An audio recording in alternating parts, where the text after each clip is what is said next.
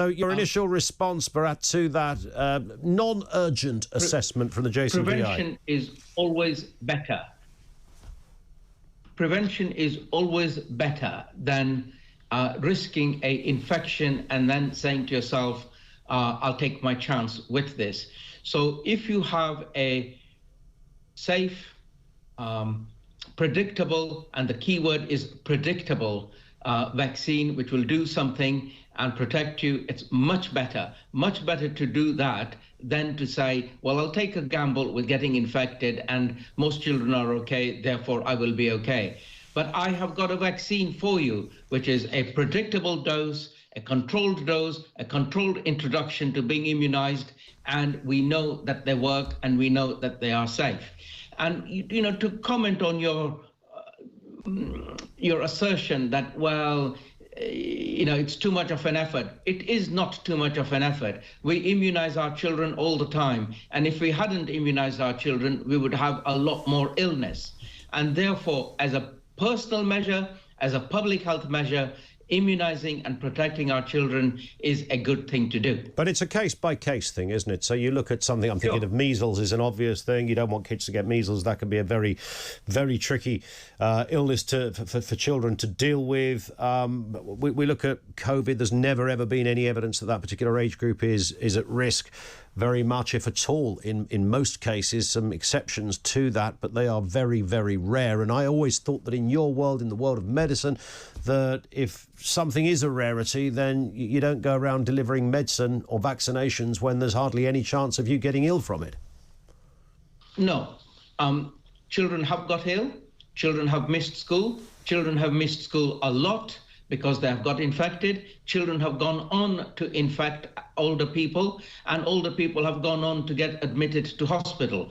All of these parameters... Very rare, though, right? Very, very rare. Tiny, tiny amounts of cases. No. Look. Yes. Whilst a small percentage of children have been very ill, it is not true to say that the children have not gone on to generate cases, and those cases have ended up in hospital, and some of them have been very ill. So they become a protective wall for others. Perspective too. So we use kids as a human shield almost.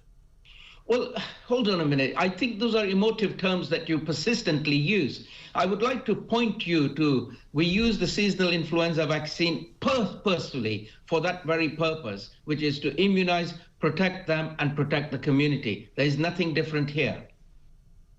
So when you give so just to clarify that, because I think many parents listening to this, Bharat, will say, well, actually, I'd never considered that was one of the reasons why I was giving my child a flu vaccine or any other vaccine for that matter, that it's about protecting wider society. There's an implicit almost responsibility on me then, in addition to trying to keep my kid healthy, to protect other people around.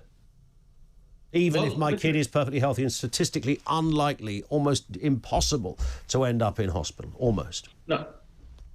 With respect to seasonal influenza, this is what I would do. I want my child not to have influenza, and I would like my child not to infect other people. It's as clear as that, and we've always done that. We've been doing it for many, many years. But I don't think people consider a flu vaccine or any other vaccine in that capacity, do they? Well, I think it's about time we were absolutely upfront and educated people about why we do what we do. But we've been doing this for a long time. We've been immunizing so that the person is protected and the community is also protected. Okay, we've done this for a long time. Would it be fair, based on that then, to say that the main reason in the case of a healthy 8-year-old with no underlying conditions, the main reason to get them vaccinated would be not to protect them but to protect other people? No, not true, because there are a lot of unknowns with this virus. But they're not going to end up in hospital statistically. They're not going to get ill statistically. So that leaves the main reason, your words, is to protect others. Please, let me answer. The answer is as follows. We know what we know, and then there are unknowns. So out of the blue, a Omicron variant arose. Out of the blue, another variant can arise, which may cause suddenly severe illness in a different age group, i.e. the younger age group. We just don't know. But what we do know is that there is quite a lot of cross immunity and protection. And if I were in that situation where I don't know what's coming around the corner, Right. but on the other hand, I do know that if I protect, there is a potential to have cross immunity and protection from a variant that may be causing severe disease. So we I'm already are protected. protecting against what might happen that hasn't yet happened, because there are known One of the unknowns. considerations, absolutely. So the Yes. main reasons then are what might happen and to protect other people, but not. So third down the list then would be the protection of the child. But also the third thing I would say is this. If I had to choose between get immunity by infection or get immunity by immunization, I would always choose immunity by immunization because it is controlled. Even for an 8-year-old, Bharat. Even Yes, for I an would. 8-year-old. Yes, I would. Who's not Yeah, going to we do that all the time, Ian. We do that. Yes, absolutely. This vaccine is not going to harm our children. On the other hand, this vaccine is going to protect them, and it's protecting them in a controlled manner. On that point, Dr. Bharat Pankhania, thank you, sir.